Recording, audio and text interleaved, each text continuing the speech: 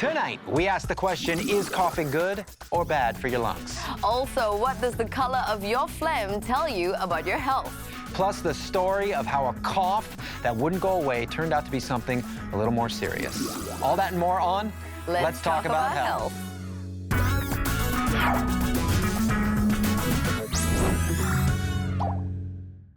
Hey guys, welcome to Let's Talk About Health. My name is Mike Haysom. And I'm Catherine Roberts. So Mike, what is the longest cough you've ever had? The longest cough, but maybe 2 weeks. Not that bad. Oh. How about yourself? Mine was 3.5 weeks, and it felt like the longest 3.5 weeks of my Never life. ending, right? Yeah, I can understand that. Well, we're going to find out all about coughing today. Specifically, I want to know, is coughing good or is coughing bad for you? Well, let's find out with our guests for tonight. Please welcome Vanessa Vanderstraaten, Farah, Lola, and thoracic surgeon, Dr. Anis Ahmed. Hey guys, come on out. Oh, lovely people, lovely people. We've got some good guests today. We do. Welcome to the show. Hi, Catherine. Hi, Dr. Mike. Anis. How are you? Yeah. Hi, guys. Hi. All right. Okay, first things first, is coughing good or is coughing bad? Coughing is a natural reflex. It is a process of expelling bad things out of your body. You can induce cough by either irritating the throat or shoving something down your breathing tube. That sounds fun. So basically you're saying because it's expelling all the bad stuff, coughing is good then? Yes, it is. Absolutely. It's a defense mechanism developed by the body. I think the worst cough I've ever had was when I had COVID. Like it was just irritation, and you didn't know whether it was a dry cough or a wet cough. Sometimes there was a bit of phlegm, sometimes there was nothing at all. It was just irritation. I don't know what to do. Like, am I supposed to cough harder to expel the phlegm, or am I supposed to take some honey and you want to soothe the throat? You know, stuff like that. Mine was about 2 weeks also pre-COVID, and it was the worst cough I've ever had. But I usually come up with my own solutions. I'll gargle like salt water. That might make your throat feel better, but the cough is below that, right? The irritant, the spot could be starting from the back of your throat. Oh, okay. Some people sleep with their mouth open at night, so they can have a post-nasal drip, which can cause an irritating cough. What is then the difference between a cough that comes with a flu and a cough that's affecting the lungs? Any cough which is associated with an infection, what you call a flu, is usually with a virus or a bacterial. The viral coughs usually go away quicker. The bacterial coughs will take a bit more longer and usually associated with some kind of phlegm. It's the cough which doesn't go away, which is ominous. Yeah, that's when there could be issues. A classic is a smoker's cough. You go, means the smoker's trying to clear his passage. You know what's the best part? Or the bad part is when the smoker stops coughing. That means he's lost his reflex to throw away the bad things. So it's a reflex in there that you can't perform anymore. Exactly. So the ciliary passages in a smoker get destroyed over a period of time, and they lose the coughing reflex. Wow. So a smoker stops coughing is not actually a good thing.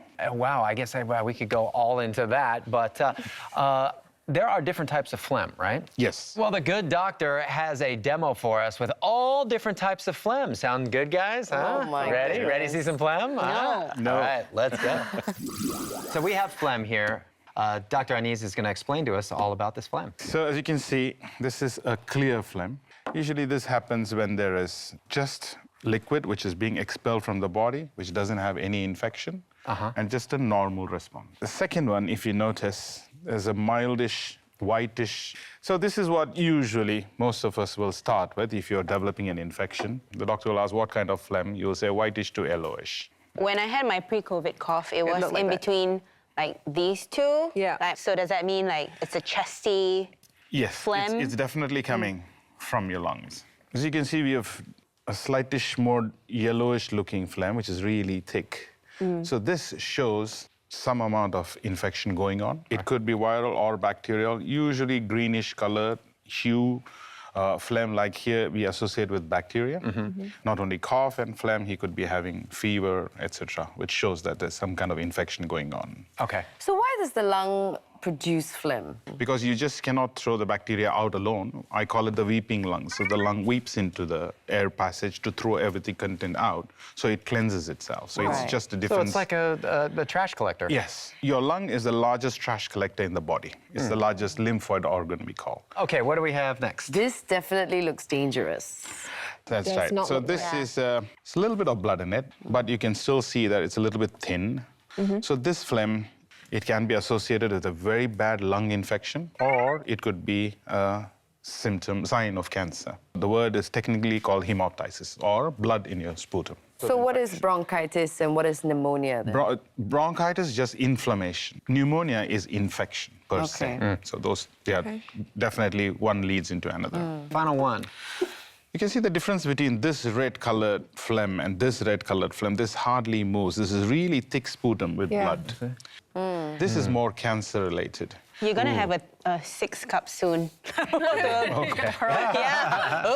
Vomiting not allowed. Oh. All right. This is what we call the first bad sign, which is related to lung, either just plain infection or maybe even cancer. You know, when you're sick and you have like these really like dark green sort of phlegm and you manage to actually cough one out, don't you get this really huge sense Love of it. achievement? Yes, I love it. I did it, yes. Yeah. So that is exactly what the lung is designed for. Right. So I To must throw away the bad happiness. things give and my make you lungs feel like a little good. pat on the back. So you mentioned that coughing is actually good, right? Yes. Yeah. So like the uncle above in my block that coughs really loudly at 4 a.m. So he's healthy? No. Every morning without fail. When you cough, you can expel air up to speeds of 220 kilometers per hour. Wow. So that means like metal. it's a violent action between the diaphragm and your chest wall muscles. If you continuously cough, you can become sore. All right, guys, we are going to take a break right now, but when we come back on the other side of the break, we're going to share a story about a cough that just never went away, and it turned out there was something more serious behind it.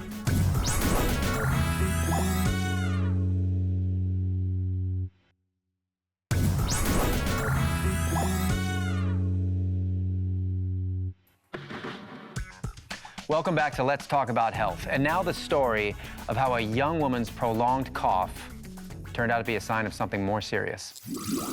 When I was 19, I was coughing for a few months, and the doctor advised that I might have sensitive lungs. Every time I have cough, I believe that it's norm for me. It's just what I'm born with. This friend of mine is very close with me. She was diagnosed in 2012 to have lung cancer, and immediately it was found that she was a stage 4. I visited the doctor with her. I went for a scan with her. We tried to do whatever we can to prolong her life.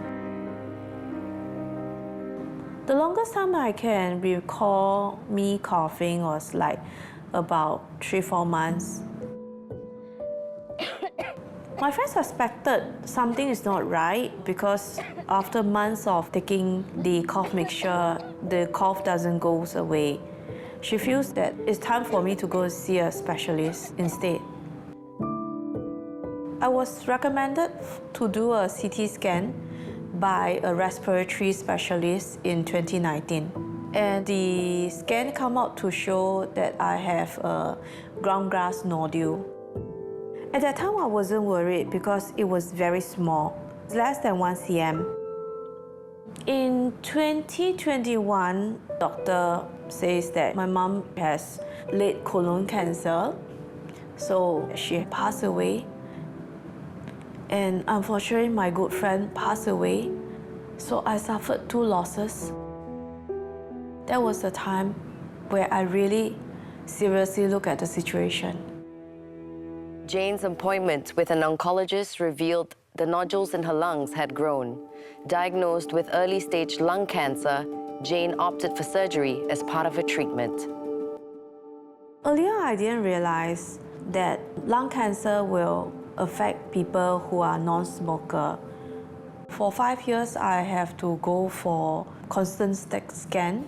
It's not something that's easy for me because every time when it's due for a scan, I feel worried. The hours and the minutes waiting for the scan report very stressful on me. I did not share with anybody that I have lung cancer except my very close friends and my family members because I don't want to alarm people. I don't want them to look at me differently. To me, I feel that I'm very lucky because if you are diagnosed early, the possibility of you to live longer is high. Wow. A great story of making it through. Seems like a mild cough. You just don't get alarmed about it, right? Okay, first of all, everybody watching this show, don't get alarmed because you're coughing. It is a normal, I just want to go to the doctor after this. Good point. it is a normal reflex. You worry about a cough which doesn't go away in spite of your GP treating you multiple times with antibiotics. By that time, he would have definitely found you another investigation to be done. But I think what's more important here is the importance of going for lung screenings. Lung screening is a very hot topic. As you know, our government is moving towards primary prevention. You try to stop the problem before it starts. And the best way to do is to get the disease early. Now, we have some things called ultra-low-dose CT scans. There are trials which have shown that these help in detecting small cancers early.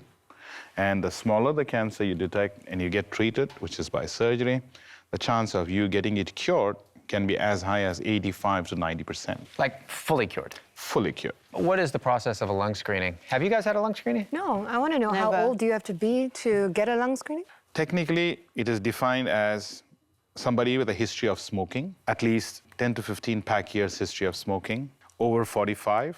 That was what was the design trial in the US. But whereas now we have Asian-defined trials which have lowered the age, and we've gone across the sexes because there is an increasing trend of cancer in non-smoking women. And you will find that all these non-smoking women tend to have a particular kind of cancer, which if got early, is eminently curable. That's good to know. So what is the process? Is it very painful? No, it's not. The screening scans don't involve anything. No injections, no needles. The process will take about 10 minutes maximum.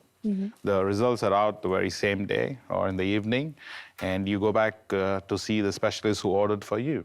Thank you so much, Dr. Anis, for hanging with us and just unleashing all this incredible knowledge about phlegm. We appreciate you. Thank you for having me. I really appreciate the opportunity, and to my wonderful guests who accompanied me. We're going to be hanging. When we come back, we're going to share a story of a mother's battle with lung cancer and how she fought to survive because she had kids.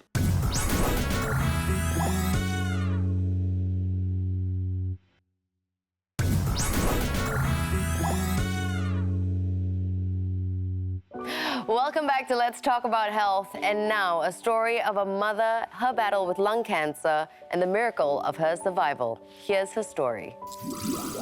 Honestly, when people say, I'm sorry that you have cancer, I feel you and I know how you go through and all that.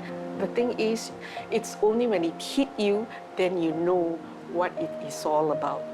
No one can ever be prepared for such diagnosis. No way. That happens to me as well. It all started with a normal cough, from a normal cough to a dry cough. The cough was so terrible, it was so loud. It just go on and on until it come to a point my husband suggested that I should be seeing the specialist. Unfortunately, the news was broke to me and I was like, everything was shattered. Yeah, I was trying hard to be brave, especially towards my wife. But unfortunately, I can't. I'm the weaker one. I'm afraid of losing her. My husband broke down like a baby because that was when he didn't mention anything, but I knew it must be the serious illness. When the cancer really spelled out to me, that was when they literally took my breath away. What came into my mind was my twin boys. They were then in a lower primary, and I was like, gosh, they still have a long way to go, and I'm not going to be there for them. When I first saw Agni, unfortunately, her cancer was already in the late stage. It was not amenable to surgery or to radiotherapy. So at that point, chemotherapy was the only option available to her. So basically, this medication, it differentiates good and bad cells from the rate of growth of the cancer. Chemotherapy hurts rapidly multiplying cells more. So because cancer cells grow much faster than normal cells, they are hurt a lot more. The chemotherapy will affect the normal cells less, but no doubt they're still affected to some extent, which is why sometimes patients experience side effects. I went through surgery and 6 cycles of chemo treatment. My husband has always been there with me, so each treatment, each review with the oncologist is always there with me. So by the 2nd cycle, we followed by the review. That was when Dr. Wong broke the news, and he says that good news because the tumor shrink to 75%. And I think I almost fall off the chair. That was the most beautiful day. Every 3 months, she still had to come back for a repeat CT scan to monitor to look for cancer reactivation. After approximately 2 years in 2009, unfortunately, what we feared truly happened. You could see tumor regrowth from the sliver. It was becoming a mass-like lump again. And at that point, I told Agni, I'm afraid we have to restart chemotherapy. Now I was like trying my best level to negotiate with my doctor and say, please don't put me back on the cycle because I just do not want to go through that again. And I told Agni that, it's going to be tougher this time around because the tumor is more resistant and the chemotherapy, the side effects might be a little bit heavier, a bit more toxic. But she was optimistic. And what is remarkable about Agni is the family support that she has. Every single day, I do count my blessing. And I must thank God. My prayers is answered in a sense that from a P4 to now, they have graduated and they are out there in the workforce industry. I did tell myself to notice little things in life, not to take things for granted, but cancer somehow teach me a lot. It teach me a lot of invaluable things in life. Wow. And here to talk more about lung cancer and its treatment, please welcome Dr. Wong. Welcome to the show, Doctor. What a story. That was powerful, man. That's right. I would say that Agni was fortunate. She was diagnosed in 2007 and it was advanced. And people were not living beyond 2 years. She mentioned surgery. The reason why that happened was that the medical imaging wasn't so advanced in 2007, so she was diagnosed with early stage, asked to go for surgery. It was only upon opening the chest that the surgeon found that the cancer had scattered. The whole surgery was aborted. She came to see me and she has to start on chemotherapy. Dr. Wong, as we talk about the stages of cancer, what... Early stage. Yeah, what does it really mean? Stage 1 is when the tumor is quite small. It hasn't spread to any area. Stage 2 is the main tumor is bigger in size or that it has spread to the lymph nodes at the door of the lung, meaning where the air passage enters the lung and all the major blood vessel enters and leaves the lung. So if it has then spread to the lymph nodes to the middle of the chest is stage 3. And stage 4 is when it has traveled to other organs, the bones, the liver, other parts of the lung, and as well as the brain.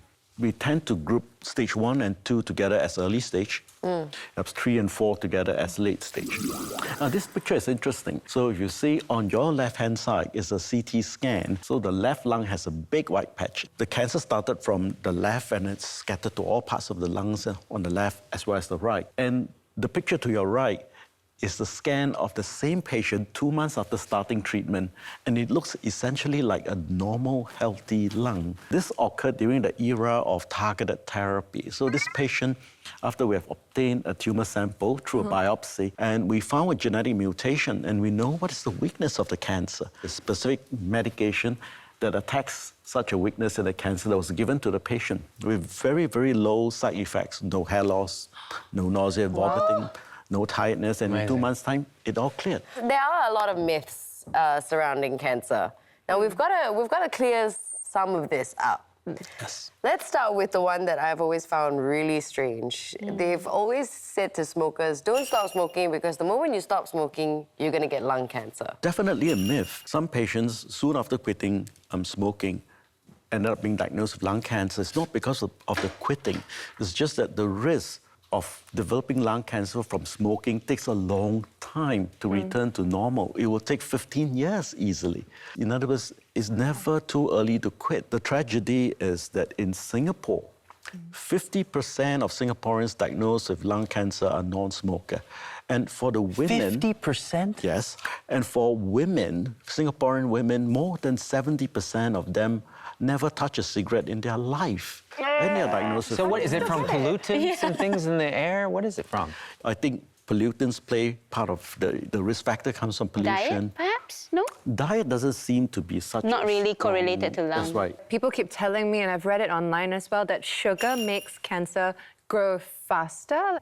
Cancer cells can feed on any nutrition in the body. They're just normal cells that have gone out of control. Like normal people like us, well-behaved folks, if someday we become terrorists, we'll harm the whole society. damn. Cancers do the same. Okay. So terrorists and us eat the same food, and therefore cancer cells and normal cells, they will absorb the same nutrition. Vanessa, high sugar intake will lead to obesity. Their body needs to produce more insulin to stabilize the blood sugar. Right. And insulin is a molecule that drives cell growth. So it's a growth factor for cells. So it might drive cancer cells development. So what are some of the treatments? If it is stage 1 or 2, most of the time the patients will go for surgery if they are medically fit enough. It might be followed by chemotherapy, or chemotherapy might sometimes precede the surgery so as to reduce the possibility of a relapse down the road. Stage 3, when they're spread to the middle of the chest, usually, sometimes we still operate, but very often we use radiotherapy and chemotherapy. But when you're spread to many parts of the body in stage 4, then surgery and radiation will play very, very small roles. And it's going to be chemotherapy that try to kill the cancer cells by poisoning them. Right. And the latest generation is immunotherapy. The treatment mobilizes the patient's own immune system, the white blood cells, to I've attack heard about the cancer. this. Yeah. Out of all the treatments that have not been approved yet, what's the most exciting to you? It's basically bringing immunotherapy to the next tier. Immunotherapy has achieved a lot, but the cancer finds a way to outwit the immune system. To improve it is to try to find ways to overcome the cancer in order for it not to escape. And cancer vaccine is the other very, very interesting idea. In theory, we can use a vaccine to educate the immune system to destroy cancer the way it destroys bacteria and viruses. So cancer vaccine... That would be amazing. Yeah, it's the Wow. next That would be so area cool. that would be really exciting. Singapore has cancer screening guidelines. They're very well supported by scientific evidence. Do take it out, do embrace it. Yep, it's possible to permanently cure cancer if it's diagnosed early. And if one is so unfortunate to meet cancer in the late stage, don't give up. Medical technology today has advanced to the point where it's possible potentially to control advanced cancers for many years and sometimes with very good quality of life. November is the Lung Cancer Awareness Month, and the Singapore Cancer Society has organized many activities to actually increase the public awareness of lung cancer. And please do check out the website and find out more. Yeah, I think Farah and I are definitely going to go for screening. I'm hyper aware now. How are we all doing here? Are we okay? Breathing exercises. All right, well, that about wraps it for us here. Thank you so much for watching. We'll see you next time on Let's talk about health. If you've enjoyed this episode, make sure to check out our online series, We Need to Talk About This on MeWatch. We use it to actually examine the patient's skin when they come into the clinic. We would be able to discern deep pigmentation from the superficial pigmentation.